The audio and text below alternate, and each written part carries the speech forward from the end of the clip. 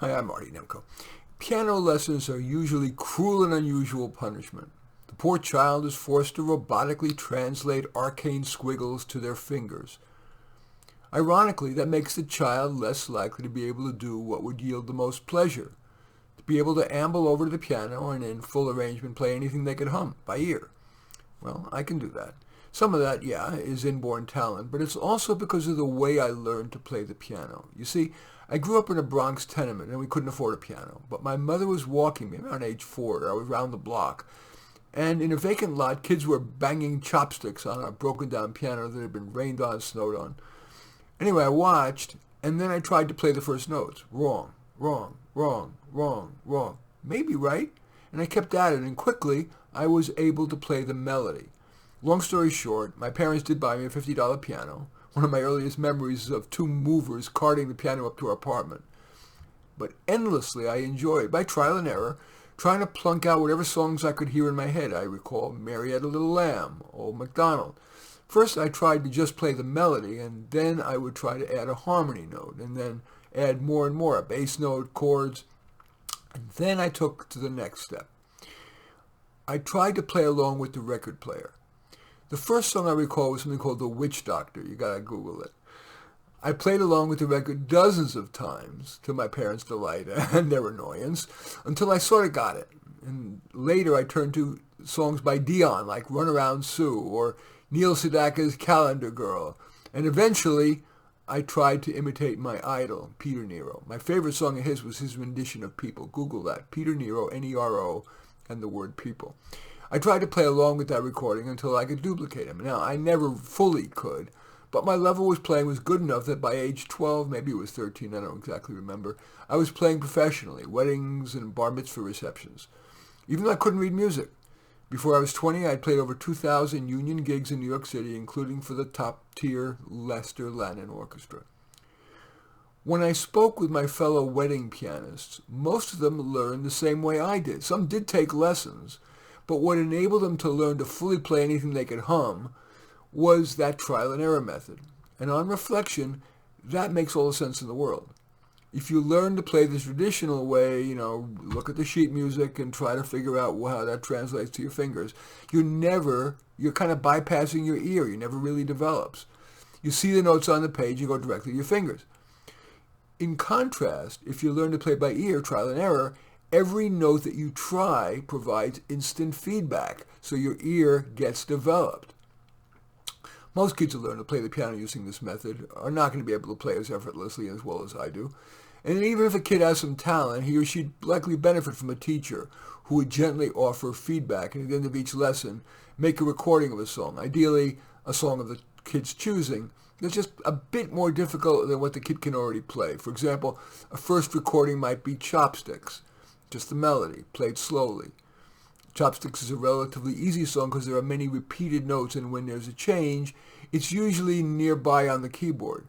A next recording might be the Chopsticks melody plus 1 harmony note. If the goal is for your child to have pleasure rather than subject him or her to painful practice to convert the sheet music's arcane squiggles to their fingers on the piano keys, I encourage you to try the aforementioned method.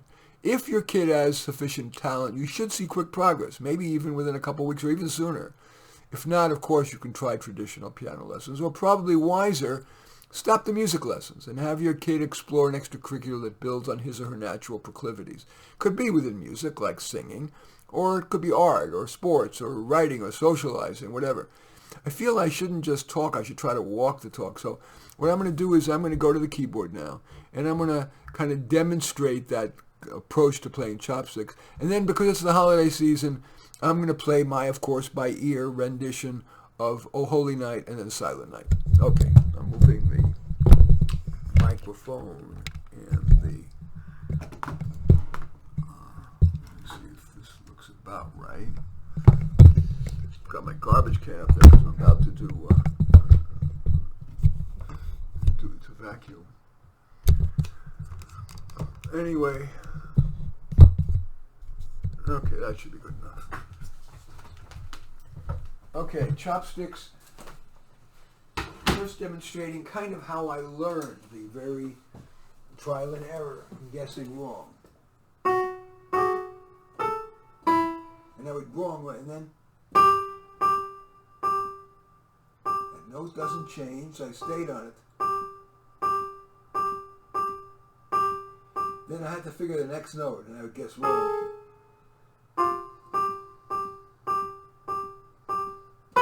Ah! And I would do that trial until eventually I could play.